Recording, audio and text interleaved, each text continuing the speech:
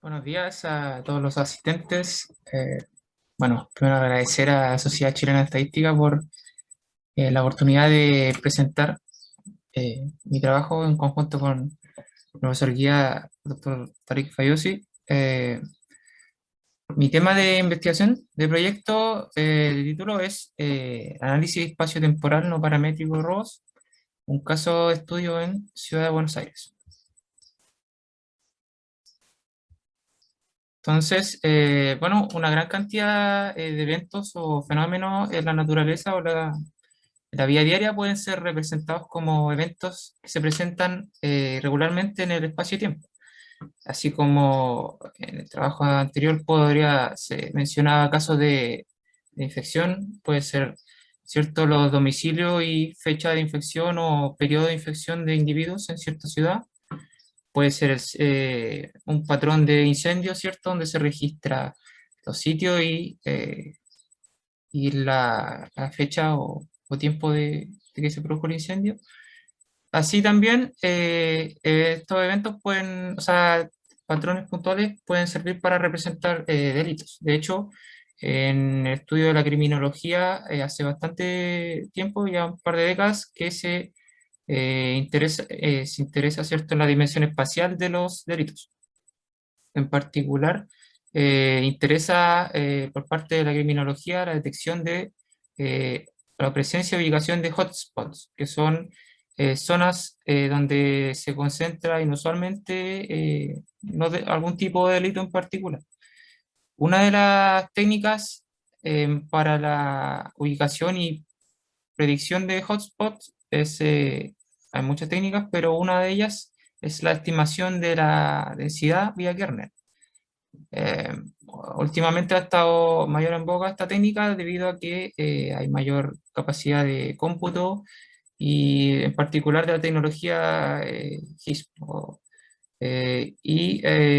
Aparte, esta técnica tiene varias ventajas como la facilidad de visualizar estos hotspots eh, mediante una superficie suavizada eh, que genera una superficie continua que representa una cierta incidencia de algún tipo de delito. Aquí hay como una pequeña figura donde se ejemplifica, ¿cierto?, cómo se produce el mapeo de hotspot. Supongamos que estos puntos representan eventos de algún tipo de delito. Entonces, la superficie continua, ¿cierto?, se representa, o sea, se llega mediante una suma ponderada donde cada punto aporta un determinado peso. Ese peso está dado generalmente por una función que se llama una función kernel, que está parametrizada principalmente por el parámetro bandwidth o el parámetro ventana, se le llama igual, eh, que por ejemplo puede representar un parámetro de escala en una función kernel. Y también el otro parámetro es el parámetro grid o parámetro grilla, que digamos, generalmente estas funciones kernel, al momento de visualizarlas, se calculan para un grillado, eh, donde en ciertas cuadrículas se calcula, ¿cierto?, esta función para efectos de visualización. En particular es de interés para los investigadores poder caracterizar estos hotspots, ya que es muy importante poder predecirlo, ya que en particular eh, se pueden llevar a cabo políticas para prevenir estos delitos, destinando recursos ya sea policiales o también de políticas preventivas a ciertas áreas donde existe mayor incidencia de delitos. En particular, para estos modelos predictivos, la literatura se puede a grandes rasgos dividir en dos tipos de modelos, que primero es un mapeado prospectivo de hotspot a través de la estimación kernel espacio-temporal. Esta estimación puede ser mejorada con la incorporación de covariables en la estimación de la intensidad. Y por otro lado, se han utilizado en la literatura procesos puntuales autoexcitados que, a diferencia de los modelos del tipo anterior, incorpora la dependencia entre los eventos de delito y, digamos, se han utilizado estos modelos principalmente pronóstico de eventos sísmicos y se han adaptado para el modelamiento de delitos. Pero en el fondo estas alternativas implican supuestos completamente distintos, entonces es importante caracterizar al tipo de delito en particular qué supuestos qué supuestos son realistas para utilizar tal o cual modelo. En este trabajo nosotros investigamos un conjunto de delitos de robo en Ciudad Autónoma de Buenos Aires durante 2020.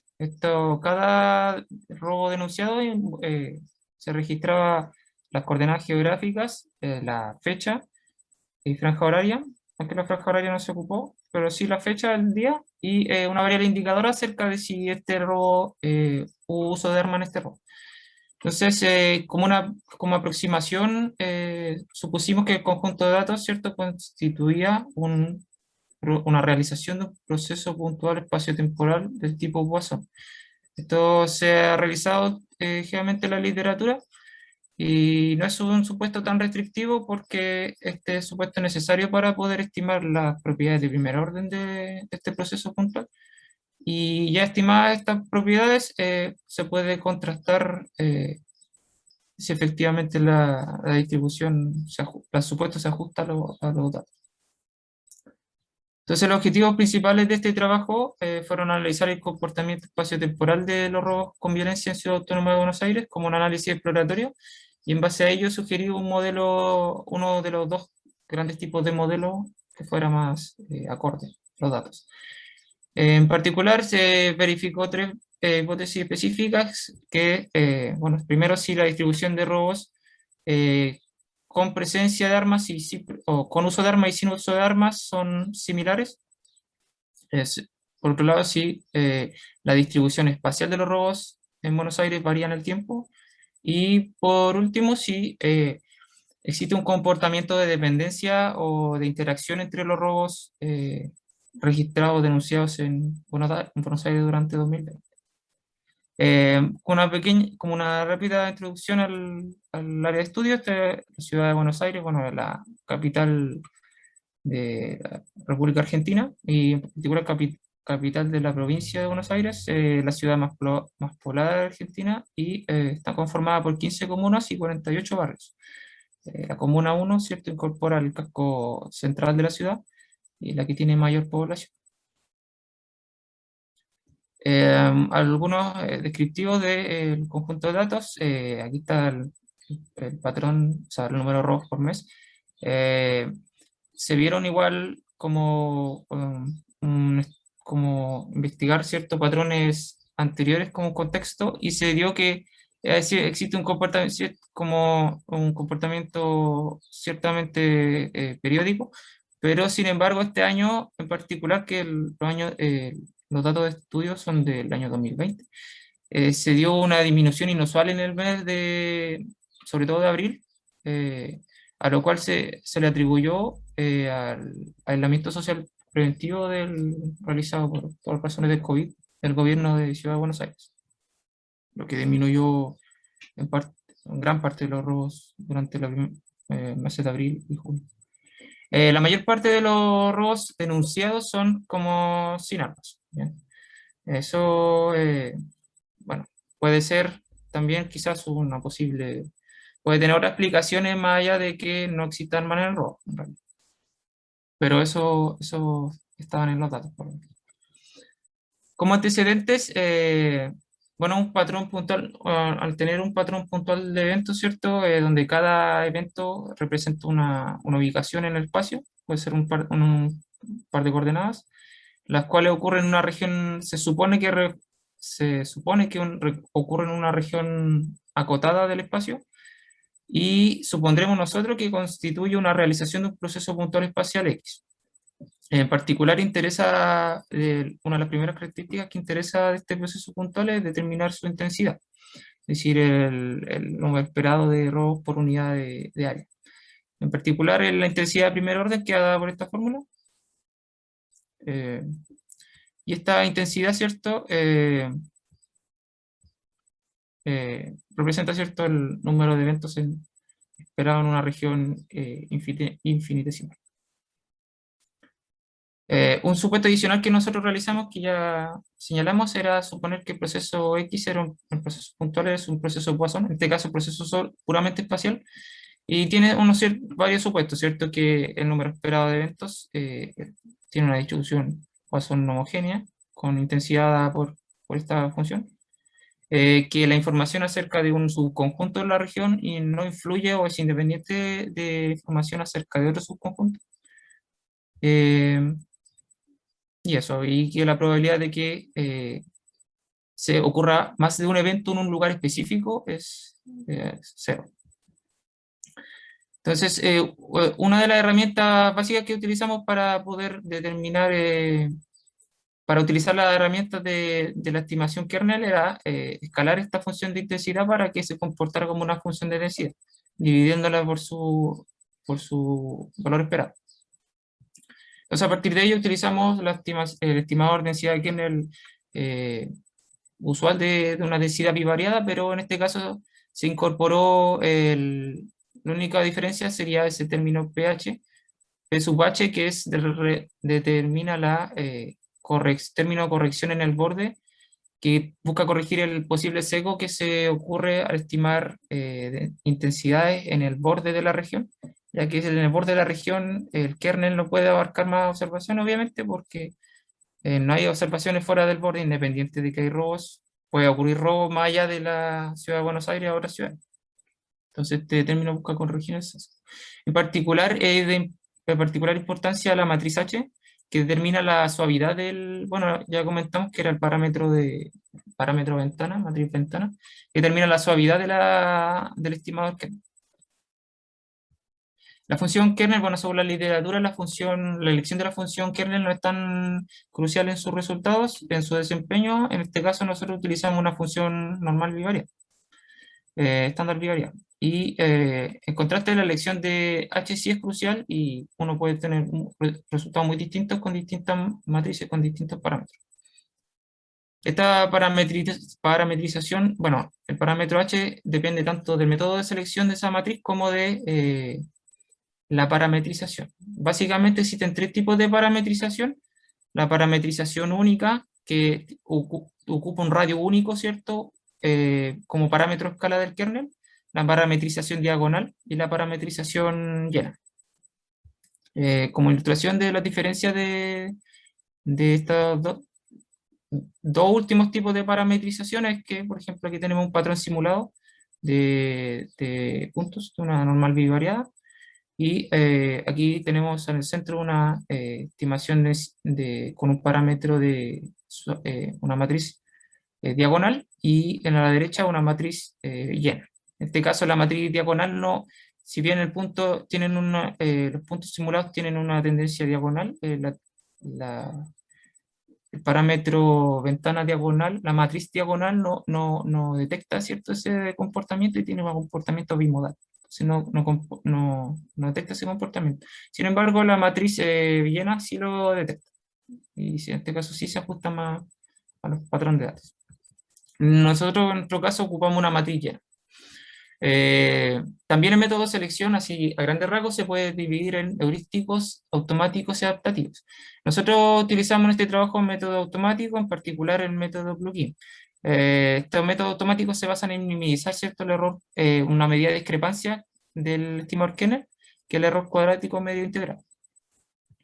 Entonces, la matriz H que nosotros utilizamos en particular fue la matriz plugin, que busca minimizar ese término, pero ya que este error cuadrático medio integrado no tiene forma cerrada, nosotros se utilizó cierto método plugin que busca minimizar un término asintótico, una aproximación de este error cuadrático medio, bajo algunas condiciones de regularidad enunciadas por Fuentes Santos y colegas en 2016. Además, Fuentes Santos y colegas demostraron que el estimador 2 kernel con una matriz plugin llena es un estimador consistente de intensidad de un proceso Poisson no homogéneo. En cuanto a los métodos kernel adaptativos, son útiles, estos ajustan automáticamente la cantidad de suavidad a lo largo de la región y seleccionan valores cierto más grandes donde hay menos eventos y valores más pequeños donde existe una gran densidad de eventos. También tienen algunas ventajas, pero nosotros en nuestro caso no lo utilizamos. Algunos otra hipótesis que puede interesar a veces es contrastar, ¿cierto? Si dos procesos puntuales tienen propiedades de primer orden similares o análogas. Entonces, la hipótesis a contestar en ese caso es cierto, que dos intensidades son proporcionales. ¿Bien? Un test estadístico propuesto por Fuentes Santos y colegas del 2017, ¿cierto? Ocupa este estadístico de discrepancia y tiene una calibración mediante método de remuestreo. Y eso fue lo que utilizamos nosotros. Otra herramienta interesante en el análisis exploratorio de patrones puntuales es la estimación del riesgo relativo, en que nosotros cuando tenemos dos tipos de patrones, por ejemplo, en nuestro caso robos con arma y sin arma, nos interesaría, por ejemplo, estimar el riesgo de uso de armas en un robo. Y para ello se usa la función los riesgos relativos, log estabiliza, ¿cierto? Esta fracción, este estimado. Y eso es el que utilizamos nosotros. También para la segunda hipótesis de separabilidad del proceso espacio-temporal, bueno, también se puede estimar la intensidad espacio-temporal de un proceso puntual, ¿no? Que en el fondo es el número esperado de eventos en una región espacial y temporal infinitesimal. El estimador de espacio temporal es similar, es una extensión del que vimos anteriormente, pero para el caso espacio temporal nos incorpora el kernel espacial con una matriz, ¿cierto? Que ahora es única, que es un kernel univariado de la intensidad temporal. Em, Bien. Un proceso puntual en particular es separable si esta cierta intensidad de primer orden se puede expresar como producto de una función espacial, una función de x y una función temporal de t. Un test utilizado, uno de los tests que nosotros, bueno, en particular nosotros utilizamos, es el propuesto por Gorbani y colegas en 2021, que propone un estadístico contraste S, donde el numerador, Ariel, quedan 2 ¿sí? minutos, Ya. por favor. El estadístico, ¿cierto? Donde el numerador es la intensidad espacio-temporal no separable y el denominador la espacio-temporal separable. Y por último, las propiedades de segundo orden se pueden estimar mediante una función K, la famosa función K, pero para el caso no homogéneo, ¿cierto? Se utiliza de esta forma. Y lo que se busca es contrastar la hipótesis de aleatoriedad espacial completa, que en el fondo nosotros es contrastar el supuesto Poisson. En particular nosotros, bueno, tenemos el patrón puntual de delito, ¿cierto? Con robo y sin robo, como se puede ver en ese bastante difícil a partir del patrón determinar, extraer patrones. Aquí a la derecha tenemos la intensidad primer orden estimada con matriz de suavidad plugin. Ahí podemos ver algunos bolsones de delito, algunos hotspots, en particular la comuna, bueno, está la comuna 3, donde hay barrios, está el casco central de la ciudad de Buenos Aires, el barrio Balvanera, barrio Montserrat, bueno, barrio Balvanera, esa primera moda, por decirlo así, ese hotspot, y a la derecha del barrio Montserrat, que es donde hay un gran flujo de personas y centros de transbordo. Entonces, eso puede ser algunas razones que propicien los delitos de robo. En particular, son interesantes la diferencia entre patrones de robos con armas y sin armas. El patrón de robos sin armas es bastante parecido al patrón de robos general. El patrón de robos con armas en particular se concentra en la Comuna 4 y se encuentra en los barrios de Barracas y el barrio de La Boca, igual, que está un poco más a la izquierda, que son barrios que tienen características socioeconómicas más vulnerables que el resto de de la ciudad.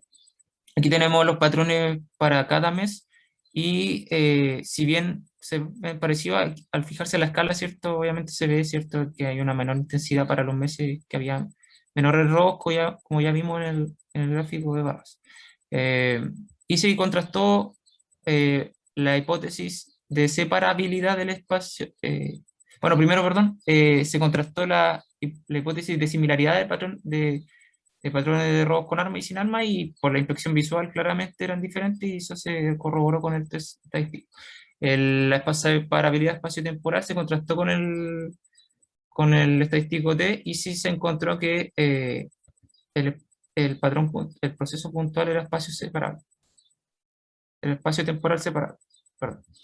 Lo cual igual da luces con la intensidad estimada para cada mes. En cuanto a los riesgos relativos, para el uso de armas en un robo, igual fue interesante los hallazgos, se fue un poco consistente con la intensidad estimada para los robos con armas, ¿cierto? Donde aquí una gran pic de robos, de uso de armas en un robo en la Comuna 4. También ahí hay un bolsón de un hotspot de uso de armas que puede ser interesante, que viene prácticamente en el puerto de Buenos Aires. Y bueno, te comentamos el spot, el Global Envelope Test de la hipótesis de separabilidad, que hay algunas zonas donde se encontró que era significativamente separable, digamos, con intensidades más baja, significativamente baja y significativamente alta. Aquí nuevamente aparece esta zona en la comuna 4 y esta zona del puerto. Para contratar las propiedades de segundo orden, se estima la función L no homogénea, que es una transformación de la función K, que facilita la inspección visual. Aquí vimos en los robos con armas que existe una, bueno, está la función puramente espacial, función L espacial, y se encontró un radio de interacción, ¿cierto?, menor aproximadamente a 1,5 km. Es decir, había una dependencia, una interacción entre robos en un radio cercano a, o sea, menor o igual a 1,5 km. Y también se encontró, ¿cierto?, que este patrón de armas, de robos con armas, era significativamente, existe una dependencia significativa entre los robos, por lo cual no sería apropiado suponer, como para un modelo predictivo, suponer que estos robos son independientes o que constituyen un proceso Poisson. Lamentablemente para los robos sin armas, ya que eran muchos eventos, computacionalmente no fue posible realizar este mismo resultado, y lamentablemente por eso, porque constituían demasiados eventos que no era posible calcular. Y tampoco preferí sacar una muestra porque ya vimos que el comportamiento varía en el tiempo, entonces si sacaba una muestra de un mes en particular, quizás no iba a ser muy válido para la inferencia. Y siguiendo con los robos con armas, se contrastó, ¿cierto?, la dependencia espacio-temporal. En este caso el eje X constituye, ¿cierto?, la distancia en segmentos de 0,5 kilómetros, y el eje Y los días. Y se encontró que existe o sea, una función, en este caso la función K no homogénea fue fue significativa para un radio de distancia menor a 0,5 kilómetros y menor a 7 días. Es decir, existe una interacción entre robos, existe una mayor probabilidad de que haya un robo dentro de este radio, 0,5 kilómetros y menor a 7 días. Entonces, como conclusión de este trabajo, tuvimos que los robos con y sin uso de armas tienen un comportamiento espacial diferente, lo cual puede implicar que los procesos puntuales modelos de modelarlos son diferentes. La distribución espacial de los robos que obtuvimos durante 2020 que sí varían en el tiempo. Y por último, que en cuanto al particular a los robos con uso de armas, existe una dependencia e interacción entre los eventos. Esto se puede explicar desde la teoría de la criminología, donde pueden haber zonas que sean vulnerables de delitos, o también puede existir una mayor condiciones de vulnerabilidad en esas zonas, menor presencia policial, etc. Aquí está la bibliografía utilizada, y muchas gracias por su atención.